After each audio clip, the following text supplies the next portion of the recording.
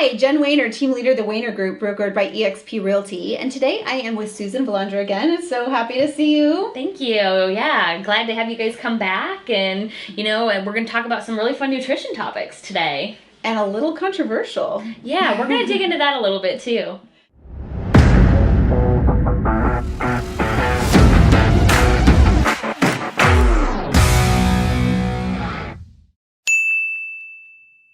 So, keto.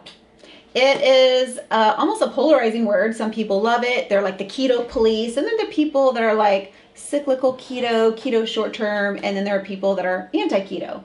And I know we were talking off camera, like our thoughts on that. So I'll kind of open it up with maybe my experience, and then I would love to hear yours. Absolutely. Let's do it. So for me, I have ulcerative colitis. I've had it for 15 years. It was very, very serious to the point that I almost had to get surgery to have my colon removed. So I went, all the medicines didn't work. I went holistic, did deep dive in research. I tried keto. It was easy for me to follow because I liked the foods, and I eat clean keto, so I don't eat a lot of dairy. That's a lot of like eggs, meat, coconut oil, avocado oil, nut seeds, that kind of thing. There's this thing called nutso. It's like one of my favorite. Feels like dessert, but it's not. It's just like flax seeds and chia seeds and a lot of that.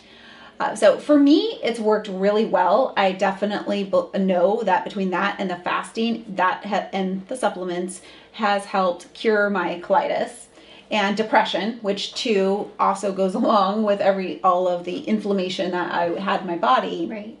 So I know it doesn't work for everybody, and that's what we were talking about. Exactly. Yeah, and so really, anytime you look at nutrition, in this day and age, it's really personalized to the individual. That's where you're going to have your biggest wins. So does keto work for some people? Yes. Do I believe it's sustainable and healthy in the long term? And when I'm talking over a year, getting into like 3-5 years. I don't believe so based on the current research that has been coming out.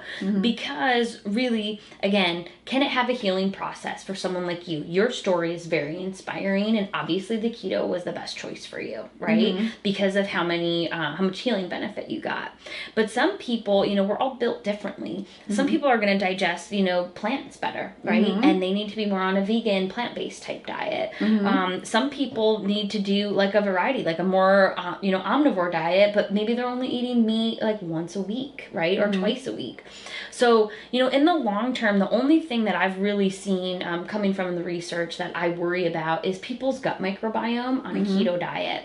Now, you mentioned, you're eating meat and some cheese and some eggs and nuts and seeds, but I know you also eat vegetables, right? I love vegetables. I love them so much, but also when I'm in a flare-up, I have to avoid them because of the fiber content. Right. I could eat 2 pounds of broccoli. I love it so much, but I know that's so much fiber that like if I'm in a flare-up, I have to almost go full carnivore just until maybe it's only 2 or 3 weeks. I know it cannot be long-term because there's not enough nutrients in the carnivore diet. Yes. But it would be a short-term fix if I'm in a flare-up. Right. And for the flare-ups, again, for acute conditions, right? When there is a flare-up, keto can be used as a healing process, right?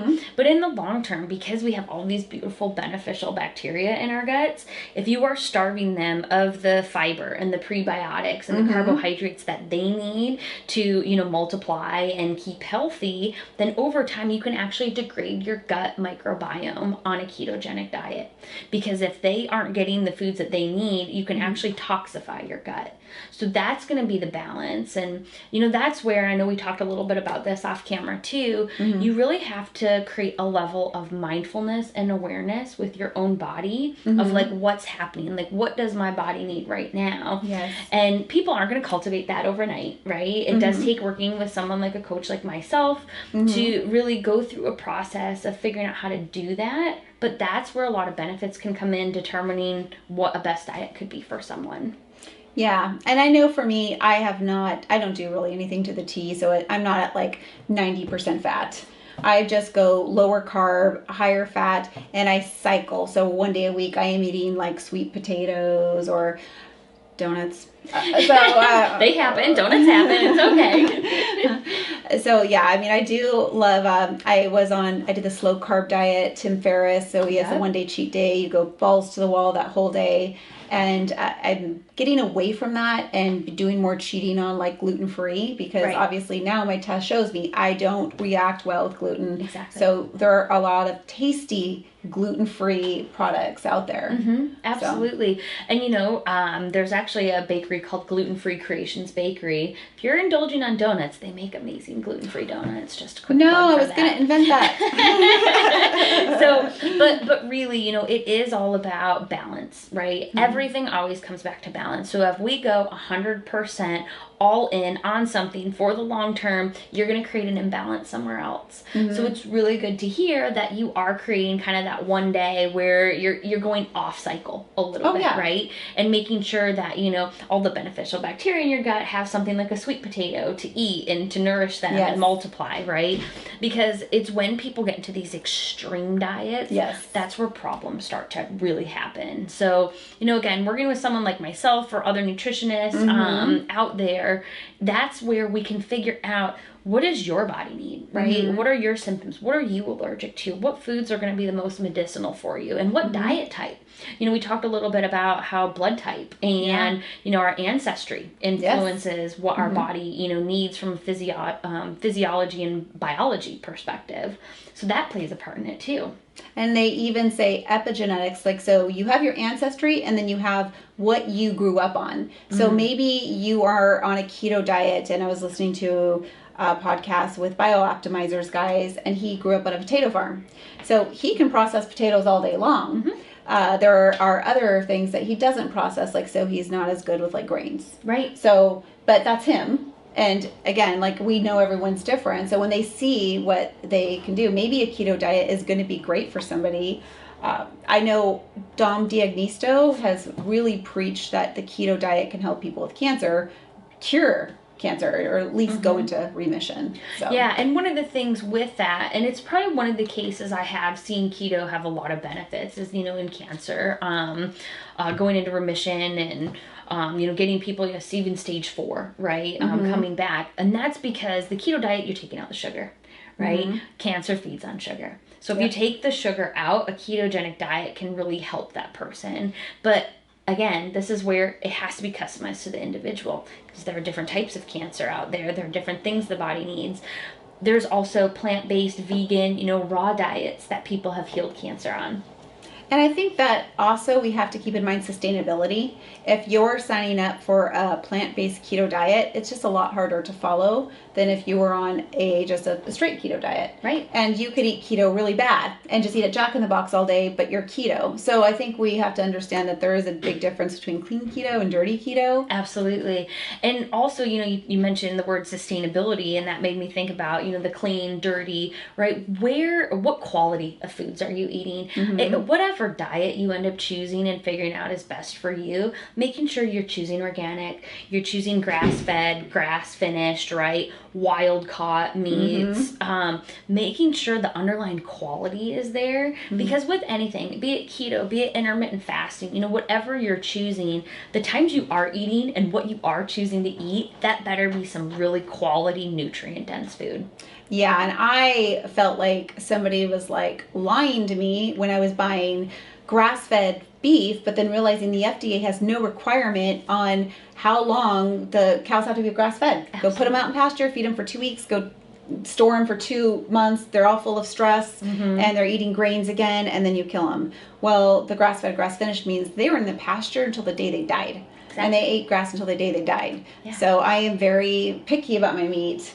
Now it's like not even going, I don't even want to go to restaurants and order meat because I get scared. Yeah, well, and I don't blame you. And, you know, it's so great to hear how educated you've become on this throughout your whole health journey, because so many people out there just still don't understand what our standard food supply is and what's happening with it. You know, when we were going through your appointment and your food allergy test, we talked a little bit about confined animal feeding operations, you know, and how these animals are kept in cages and they're injected with hormones and antibiotics antibiotics and steroids, and they have a crappy life, and they're stressed out, and they're slaughtered inhumanely. And all of that stress and trauma and toxins, those go into the meat. Those go into you. Exactly. And if you're eating that meat, right, from Jack in the Box or whatever fast food or restaurant, then that goes into you. And who wants to put that in their body? And not only do I not want to put that into my body, but I think that we all should be conscientious about earth. Like I'm spiritual, and knowing that animals weren't tortured makes me feel a little bit of a better person, right? Yeah. Well, the other thing, right, global warming, climate change, those things are happening right now. One of the biggest propellers of climate change and global warming right now is the methane that's coming out of those confined animal feeding operations. Our country here in America, we're eating and consuming so much meat nowadays that these confined animal feeding operations have so much poop from these animals, and the methane it's putting into the air is heating up our planet.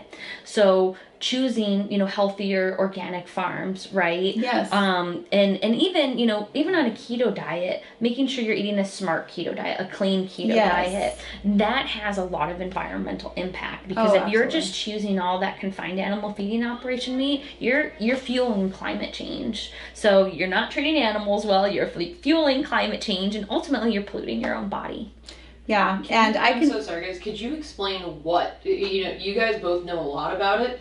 If you can explain, like, any example of, like, clean keto is, like, blah, blah, blah. Like, go back to some of the basics on it so that it's, like... Okay, I was going to just say one quick story about, what I saw about, like, what changed my mind about, like, how... Okay, absolutely. Okay, and it's real estate specific, so it's kind of good to tie in. Okay, perfect. Yeah, I know. I actually was ahead of the curve. I was actually sold a lot of land back in the day, still sell land, and we were looking to develop. We were looking at farms, and as a mom, I saw a cow dragging its udders. It couldn't even walk. It had so many hormones. I came home to my husband. I said, we are not buying anything but organic milk. Today we only have almond milk. But back then, before it was all the rage, I was like, there's no way I will let an animal suffer, because as I breastfed all my kids, and I never want an animal to go through that much pain. Yeah. So. And I bet, that visual image has to just stick with you. Oh, I totally can imagine. It looked like it was in pain, and I felt for it. It's a bean. Yeah. Oh. So. Okay, now we can go into clean keto. Yeah. Okay. So I know we know a lot about the keto diet, but let's talk about more of the differences between clean keto and dirty keto. Because I can be keto, and like I said, eat at Jack in the Box, go to McDonald's, go to all the meat that is absolutely terrible for my body, and say I'm keto. Right. And that would not be healthy. No, absolutely not. I mean, again, we mentioned earlier, anytime you're talking about any diet, right, you can do it in a clean way or a dirty way. So when we say dirty diets, right, it again comes down to quality of food. So a dirty keto would be you're not eating organic fruits and vegetables, right? You're not eating organic grass-fed, grass-finished meats or eggs or dairy, wild-caught fish, right? So where is the source? What is the source of your food, and is that clean or is that dirty, right? And I think, again, things like fast food, the confined animal feeding operations, the confined animal dairy operations, right, those are going to be dirty sources, because those have things like, the produce is going to have pesticides and herbicides and fungicides and pus and milk. The pus in milk, yes, absolutely. I mean, it's pretty crazy. In 1/4 teaspoon of dairy, that is allowed to have 750,000 pus cells in it. From the USDA. Yeah, I mean, as gross as it is, like, think about someone, like, squeezing a zit into the milk. Like, well, I hope my family is watching this today, because every time I go to the refrigerator, I see non-organic milk, and I am like, come on, guys, just this one thing. Yeah, and I'll be honest, even organic milk is allowed to have pus cells in it. Yeah, I don't even. So just for our viewers, so they know, if you're doing dairy, you're getting pus. And that's one thing that's also pro-inflammatory, Oh, so very, yeah. If we're looking to reduce inflammation, it's something to pull out. But, again, with the whole clean and dirty, if anyone is looking to move toward a more clean diet, whether they're keto, whether they're vegan, whether they're omnivore, any of the diets, right? Again, it comes down to, are you choosing organic? which means something's not going to have genetically modified organisms. It's not going to have pesticides, herbicides, neonicotinoids, all of these terrible chemicals that build up in our body and create toxicity, right? And also, it's not going to have the hormones and the antibiotics and the meat,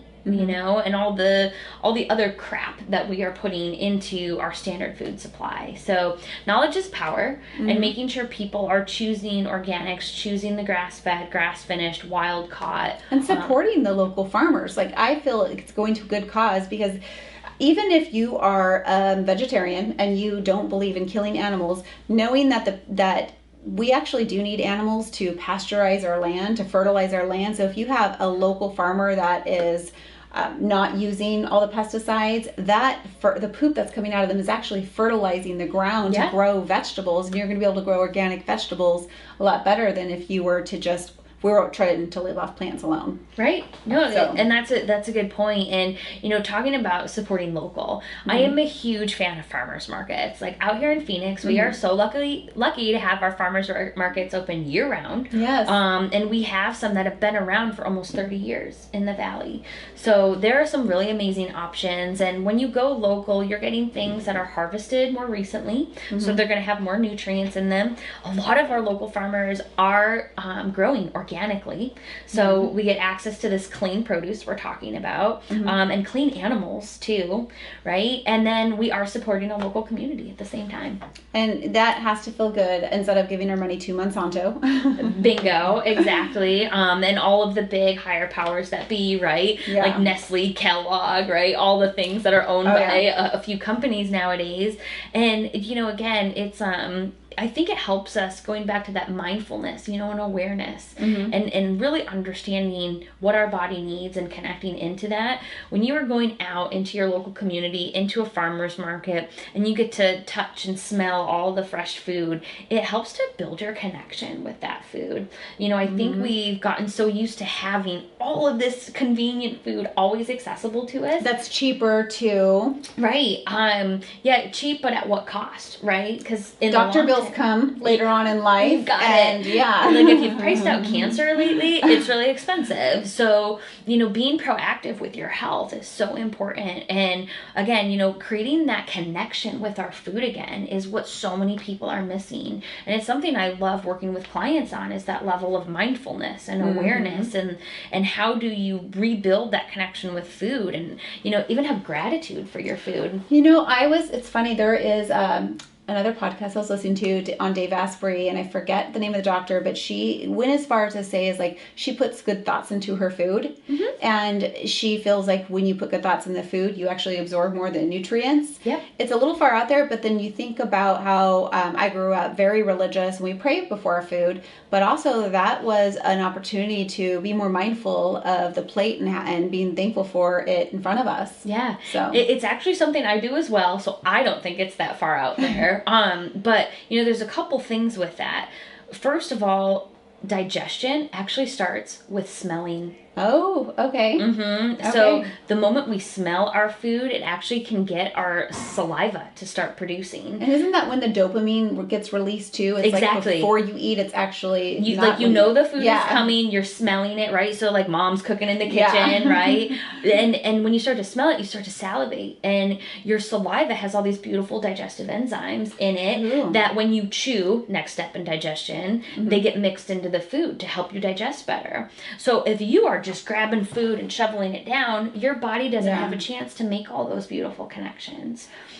That's interesting you say that, because one thing I was hearing, another podcast, I will try to stop saying podcast, but totally chewing your food. Not trying to chew it and swallow it before it's ready, but like completely chewing your bite of food and being mindful, not like watching TV, but being mindful of your eating and completely chew your food. Yeah. Well, and when you're doing that too, you get to taste your food. Yeah. I mean, really, it's a question I ask clients, and sometimes they look at me confused, but are you tasting your food? And most people, and if you even watch people out in public eat, shovel and swallow, maybe a couple bites, right? And then swallow, shovel, bite, swallow.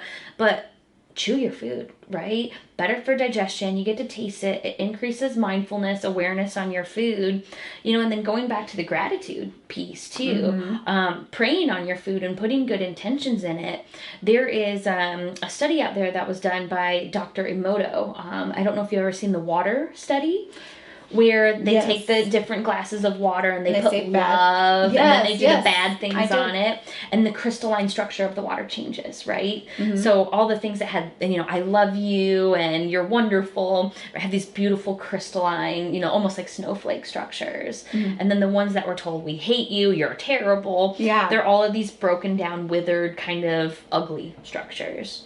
So it's the same thing with your food. If you and most food, even us, is mostly water, right? So if you are putting good intentions into your food, you can actually change that crystalline structure, make nutrients more bioavailable to your body, and even open up your body to be accepting of those nutrients. So mind-body connection, again, we keep coming back to that. Yeah. I wanted to tell you, because we're on keto, just some of where I'm getting my fats. So mostly my fats are like from eggs, cage-free eggs, avocados, nuts, seeds, meat, and I'm trying to think, if I do cheese, I try not to do cheese too much. Cheese is rare, but when I do cheese, I like goat cheese too, like an organic goat cheese. So what would your recommendations be on people that are on keto to eat the good fats and stay away from the bad fats? So when it comes to, good fats, I think you named off a majority of them. I am a huge fan of avocados for, vegans, omnivores, keto. Avocados are one of the best foods out there. I'm so glad. yeah, right. They're so delicious. I know. So that's a great choice. Your nuts and seeds, and again, some of your plant-based sources. One of the things I like about more of the plant-based sources of healthy fats is going to be their balance between omega-3 and omega-6 fatty acids. So omega-3s are anti-inflammatory. Omega-6s can be pro-inflammatory if they're out of balance with the omega-3s. I just heard that today. Yes, exactly. So it's important to keep, in mind when you are choosing your fats that you have some of those omega-3 sources built in there. Sunflower seeds. Sunflower seeds are pretty good. My favorite is actually going to be flax seeds. Okay, do those what? Chia seeds? As well as chia seeds. That was the next one. And things like chia pudding. I mean, it's like so delicious. How do you make that? Chia pudding, it's as simple as almond milk, chia seeds, and then if you want to put any, fruit, I mean, you're doing keto, but even some of the berries, if you're I love blueberries. You can blend a little bit of blueberries into the almond milk, put it in the chia seeds, and then you're good. And if you're doing stevia, a little stevia in there, sweeten it up. Yeah. Super easy recipe. You can make it ahead. They're great for take and go meals. But again, chia seeds, flax seeds, wonderful sources of omega-3 fatty acids. So when you're wanting to make sure you keep inflammation down, right? And sometimes with keto, people who are just starting, even people who are more on the dirty keto side and trying to shift to the clean side, more omega-3 fatty acids really helps to clean up the body and reduce the inflammation. That's awesome. Yeah. So, again, I think you covered a lot of the healthy sources. I'd say when you're getting any fat from meat, make sure it's organic, grass-fed, grass-finished, clean meat. Same with the fish. You want wild-caught sources that, and you can even look at different areas of where they were fished from to make sure they were clean areas too. I think that's important. But nuts and seeds, making sure you're choosing organic. Make sure there's not pesticide residue on them, right, is an important step too. And I have been a big fan of Butcher Box because it just gets delivered. I don't have to think about it. I could just pick which sources, the salmon, the filet, the ribeyes. We've had chicken, like everything is, you can taste the quality of the meat. It's so different than the meat that you would just go buy. Right. Yeah, in the store. And I am right there with you. I get most of my meat from the farmer's market, like we were talking about. I'm going to try that. Wonderful. And when I go away from that, even if I go to a restaurant that has organic meat, the difference in quality, you can really taste. You can taste it. It's unbelievable. So, I think that as people start to cultivate more of that clean diet side, again, if they're on keto or if they're vegan or if they're omnivore, whatever diet choice they have, you can start to taste the quality as you get into it. And that really helps people keep the changes to be sustainable, because they're like, oh my gosh, this tastes better. It makes me feel better. I have more energy. Yeah. Right? These are the things that keep us going, because who doesn't want any of that? Yeah. I can say that since I've started my health journey, not only do I appreciate food, but I didn't used to be a foodie. Now I am. I love good food, but I'd rather eat less of it and know I'm getting a really, really good, tasty meal. And I love homemade meals more than ever. So in term, like, keto may or may not be for you. Food sensitivity test would bring that out. Yeah, absolutely. I had a client just within the last year who was doing keto, had all these terrible side effects from it. We did her food allergy test, found out pretty much everything she was eating she was allergic to, but mostly some of the protein sources, things like turkey and chicken and lamb. They were making her flare up, and so Even they were good quality. they were good quality, yep. Which again, not many people do that, so I was proud of her for that. But still, they weren't good for her body, and that's where I think, again, if anyone's looking to improve their health in any way, working with some sort of professional in the health space, in the nutrition space, if you want to, focus on your diet, is important, because we need to figure out what diet's going to be best for you. Because again, keto is not good for everyone. Vegan is not good for everyone. Anything that can be really strict usually isn't good for everybody. So finding the healthy balance that's right for the individual, getting your food allergy test done, understanding what you're allergic to, what you need to be avoiding, and then on the other side, what foods are going to be most medicinal for you is what it's all about. Yeah. So that's where they come and see you. That's right. And I can help people navigate that space, because again, with so much information available online, a lot of people don't have time, energy, right, to do the deep dives that you have to figure out some of their own health, issues and ways to heal.